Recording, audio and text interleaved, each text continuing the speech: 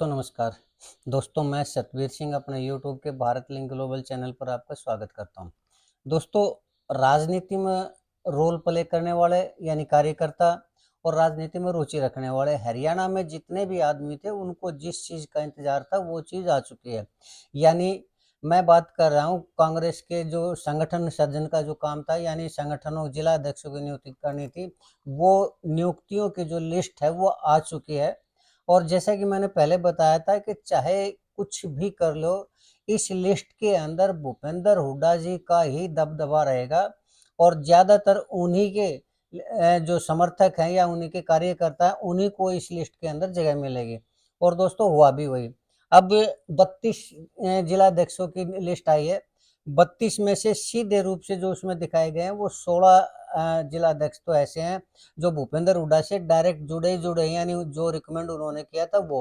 और कुछ नाम इसमें ऐसे भी लग रहे हैं मेरे को कि जो अ, आए तो हैं दूसरे उसकी रिकमेंडेशन से, लेकिन उनकी जो श्रद्धा है वो भी भूपेंद्र हुड्डा जी के प्रति है। और मुझे लगता है कि ऐसे मैंने लिस्ट देखी थी, 3-4 ऐसे नाम हैं जो उनको हम कह सकते हैं कि ये भी भूपेंद्र हुड्डा जी के हो सकते हैं।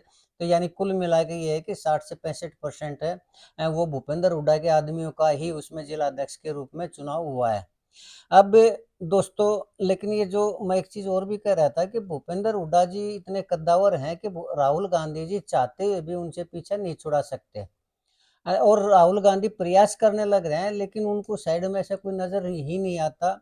लेकिन आजकल एक अलग सी परिस्थिति है दोस्तों, कुछ दिनों से मैं देख रहा था कि जो उनके ऊपर आरोप लगे भूपेंद्र हुड्डा जी के ऊपर, जो अभय चौटाला जी ने लगाए थे कि इन्होंने चुनाव हरवाया, ये किया वो क्या, ताकि ईडी से बचने के लिए, सजा से बचने के लिए। तो दोस्तों मैं कल परसों कुछ रिपोर्टिंग देख रहा था, तो उसमें जो वाड्रा लैंड डीड मामला आया था उसकी डिटेल आई हुई थी। और उसमें जो ईडी की चार्जशीट थी उसमें हर एक चीज़ को पॉइंट टू पॉइंट यानी तकनीकी रूप से दिखाया गया था कि क्या क्या मामला। तो उसमें एक चीज़ दिखाई गई थी कि रॉबर्ट वाड्रा ने जो जमीन ली थी वो 1.35 एकड़ ली थी, यानी 1.5 एकड़ से भी कम ली थी। और रूल ये था कि 2 एकड़ से कम सीएलयू नहीं दी जा सकती। उसमें 2 एकड़ की एक कंडीशन होती है हरियाणा सरकार के अकॉर्डिंग। तो उसमें रोड वगैरह को वो करके ने इधर उधर करके न उस जमीन को 3.5 एकड़ दिखाया गया और 3.5 एकड़ की सीएलयू हरियाणा सरकार ने दी। तो इसमें दोस्तों ये स्पष्ट था कि उस टाइम में भूपेंद्र हुड्डा जी सीएम हुआ करते और ये सारा जो मामला था ना ये 2 दिन के अंदर ही हुआ। यानी एक दिन के अंदर टाउन एंड कंट्री प्लानिंग ने वो रोड भी हटा दिए, जमीन के एलोकेशन इधर से उधर उधर से इधर करके न उसको 3.5 एकड़ भी बना दिया। और अगले दिन उसकी जो सीएलयू हरियाणा सरकार ने उसको 3.5 एकड़ की कर दी, जो कि सरासर दिखाई दे रहा है कि ये अनियमितता है, अर्थात फ्रॉड है। और उसकी जिम्मेदारी मैं मानता हूँ कि हरियाणा के मुख्यमंत्री को इस चीज़ की, जो भूपेंद्र हुड्डा जी थे, उस चीज़ को जानकारी भी थी और शायद उन्हीं के इशारे से ऐसा कुछ हुआ भी होगा। तो दोस्तों, जब बीजेपी और ईडी कांग्रेस के हर आदमी को पकड़ने लग रही है, हर बड़े नेता को वो करने लग रही है, तो ऐसे में जब भूपेंद्र हुड्डा का इसमें डायरेक्ट रोल दिखाई दे रहा है, उसके बावजूद उस ईडी की लिस्ट में आरोपियों में कहीं पर भी भूपेंद्र हुड्डा जी का नाम नहीं है। तो इसमें ये तो साबित होता ही होता है कि कुछ न कुछ तो फेवर ईडी ने, यानी बीजेपी की, सभी जानते हैं कि ईडी है जो मोदी के इशारे से चलती है या बीजेपी के इशारे से चलती है। तो उसमें ईडी ने इनका कहीं पर भी नाम नहीं दिखाया, तो ये तो उसमें फेल होता ही होता है, स्पष्ट महसूस होता है कि कहीं न कहीं कुछ न कुछ गड़बड़ है। और ये जो गड़बड़ है ये ऐसा नहीं हो सकता कि राहुल गांधी को पता ना हो या हरियाणा की जनता को पहले से पता ना हो। चलिए मानते हैं जनता को पहले से नहीं भी पता था, तो अब तो इस चीज़ का पता चली गया। और इसमें ये भूमिका भी नज़र आ रही है कि भाई शायद जो इलेक्शन में गड़बड़ हुई थी तो उसमें शायद यही कारण था कि उसका भूपेंद्र हुड्डा जी का नाम नहीं था चार्जशीट में। और उसकी क्या वजह थी ये भी स्पष्ट दिखाई देने लग रहा है। और ये भी उस जो आरोप लगाए थे भाई चौटाला जी ने, वो भी इनमें ऐसा दिखाई दे रहा है कि वो जो आरोप उन्होंने लगाए थे वो ठीक-ठाक है। ऐसे में दोस्तों मैं ये कहना चाहूँ, अगर ऐसा हुआ है, मुझे नहीं पता ऐसा हुआ कि नहीं हुआ, लेकिन अगर ऐसा हुआ है तो ये कांग्रेस पार्टी के साथ भी गद्दारी थी भूपेंद्र हुड्डा जी की और हरियाणा की जनता के साथ भी थी। क्यों? क्योंकि अब की बार हरियाणा की जनता ने ये मन बना लिया था कि कुछ भी हो जाए बीजेपी की सरकार नहीं आनी चाहिए। लेकिन उसके बावजूद कुछ ऐसे फैसले लिए गए कि बीजेपी की सरकार दोबारा आई, तो ये जो हरियाणा की जनता की इच्छा थी, जो भावना थी, उसका उनके साथ अन्याय हुआ है और उसका अपमान हुआ है। तो ऐसे में दोस्तों क्या करना चाहिए, मैंने वीडियो बनाई थी, अगर ऐसा हुआ है तो क्या करना चाहिए था राहुल गांधी को। तो राहुल गांधी जी ने, मैंने बताया था कि कई जो नेता हैं, जो भूपेंद्र हुड्डा जी के अलावा जो विरोधी गुट जिनको कह सकते हैं, कुमारी शैलजा जी थी, अशोक तंवर जी, चौधरी वीरेंद्र सिंह, रणदीप सुरजेवाला, उनको भी इनके पैरेलल लाना चाहिए भूपेंद्र हुड्डा जी को।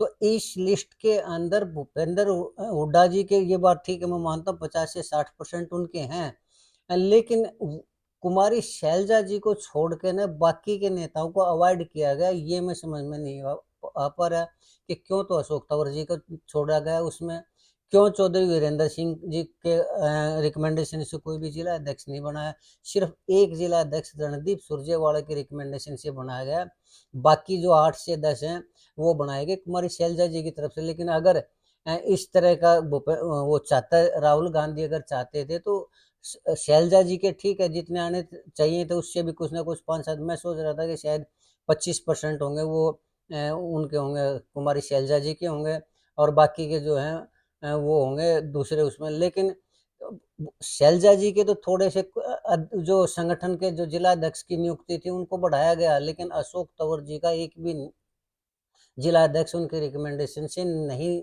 अपॉइंट किया गया। तो ये समझ नहीं आ रहा कि अशोक तंवर जी को क्यों अवॉइड किया गया, और कम से कम एक सीट तो, यानी एक जिला अध्यक्ष तो चौधरी वीरेंद्र सिंह जी की रिकमेंडेशन से होना ही होना चाहिए था। लेकिन उसका तो चलो ये समझ में आता है कि भाई वो कांग्रेस पार्टी को छोड़ चुके थे, 10 साल तक वो बीजेपी में रहे, और जब वहां पर उनकी वो दिखाई दिया कि उनको टिकट नहीं मिलेगी तो अपनी मजबूरी में आए, कांग्रेस के लिए वो नहीं आए।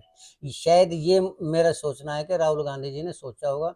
लेकिन अशोक तंवर जी को लाने वाले तो खुद राहुल गांधी थे ना, तो उनको अवॉइड किया गया। तो उसके दो ही वजह हो सकती हैं। ये पहली वजह तो ये कि भूपेंद्र हुड्डा जी ने उस चीज के ऊपर वीटो लगाया और अशोक तंवर जी की रिकमेंडेशन से एक भी डिस्ट्रिक्ट प्रेसिडेंट नहीं बनेगा, ये हो सकता है। या फिर दूसरा ये हो सकता है कि हो सकता है अशोक तंवर जी को राहुल गांधी जी बड़ी जिम्मेदारी देना चाह रहे हो, और उसमें उनको इसलिए छोड़ दिया गया हो कि अगर जिला अध्यक्ष भी, इन 2-4 जिला अध्यक्ष इनके कहीं से लगा दिए जाएंगे तो फिर जो बड़ा पद वो देना चाह रहे हैं वो उसमें फिर भूपेंद्र हुड्डा जी फिर वीटो लगा देंगे। तो मुझे ऐसा लगता है कि या तो प्रदेश अध्यक्ष के रूप में अशोक तंवर जी का हो सकता है, या फिर सीएलपी लीडर के रूप में। जहाँ तक सीएलपी लीडर की बात है तो मुझे ऐसा लगता है कि सीएलपी लीडर का पद तो भूपेंद्र हुड्डा जी नहीं छोड़ जाने देंगे अशोक तंवर जी के पास। हाँ, ये हो सकता है। अगर ऐसा है, ये भी मेरा मानना है कि अगर भूपेंद्र हुड्डा के पैरेलल किसी को खड़ा करना चाहते हैं राहुल गांधी जी, तो उसमें एक नाम अशोक तंवर जी का भी तो हो सकता है। आने वाले टाइम में अशोक तंवर जी को वो प्रदेश अध्यक्ष का पद दे दे, हो सकता, और इसीलिए शायद डिस्ट्रिक्ट प्रेसिडेंट के उसमें अशोक तंवर जी का एक भी नाम नहीं था। लेकिन अगर अशोक तंवर जी को डिस्ट्रिक्ट स्टेट प्रेसिडेंट का भी वो पद देते तो फिर मैं समझता हूँ कि ये अशोक तंवर जी के साथ अन्याय भी होगा। आखिर वो बीजेपी को छोड़ के ना कांग्रेस पार्टी के अंदर आए थे, और फिर भी यहाँ उनको कुछ नहीं दिया गया। तो शायद ये भूपेंद्र हुड्डा का कद इतना बड़ा है कि राहुल गांधी जो है वो कुछ भी नहीं कर सकते अपनी तरफ से, हरियाणा के मामले में एक कदम भी नहीं चल सकते। और अगर ऐसा है तो शायद जो कुमारी शैलजा जी के इसमें 8-10 लगाए हैं उनमें भी शायद पीछे ये सुनने में आ रहा था कि भूपेंद्र हुड्डा जी और शैलजा जी का जो पैचअप है वो मतलब हो चुका है, यानी उनके जो मनमुटाव थे शायद वो भूपेंद्र हुड्डा दूर करने की कोशिश कर रहे थे। शायद हो सकता है इसलिए भी भूपेंद्र हुड्डा जी ने उनको वो दे दिया, वो थोड़ा अपर हैंड दे दिया कि चलो कोई बात नहीं, अब आगे से इनके मनमुटाव नहीं रहेगा। तो कुल मिला के कहने का दोस्त तो मेरा तात्पर्य ये था कि मैंने पहले कहा था कि डिस्ट्रिक्ट प्रेसिडेंट के इसमें, संगठन के इसमें सिर्फ और सिर्फ भूपेंद्र हुड्डा जी की चलेगी, और वही वह उन्हीं की चली, और उसके अलावा किसी की भी नहीं चली, न राहुल गांधी की चली न किसी और की चली दोस्तों। तो ये मैंने पहले ही बता दिया था। और हालांकि जो बाकी का मीडिया चैनल है वो ये कह रहा था कि भूपेंद्र हुड्डा को बाहर कर दिया जाएगा, उनकी नहीं सुनी जाएगी, जबकि ऐसा न था, न है और न ऐसा होगा। तो आज के लिए इतना ही दोस्तों। मुझे उम्मीद है कि आपको मेरा ये विश्लेषण पसंद आया होगा। अगर आपको लगता है कि मेरा ये विश्लेषण सही है तो मैं चाहूँगा कि आप मेरे इस वीडियो को लाइक करें, शेयर करें और कमेंट जरूर करें दोस्तों। अगर मैं ठीक हूँ तो भी और गलत हूँ तो भी, ताकि अपने आप को करेक्ट कर सकूँ। और चलते चलते एक निवेदन इतना करना चाहूँगा कि आप प्लीज़ मेरे इस चैनल को सब्सक्राइब ज़रूर करें, ताकि मेरा हौसला बढ़ता रहे और इसी तरह की जो वीडियो मैं आपके सामने लाता रहूँ। आपने मेरा ये चैनल देखा, इसके लिए आपका बहुत बहुत दिल से धन्यवाद। नमस्कार, जय हिंद, जय भारत।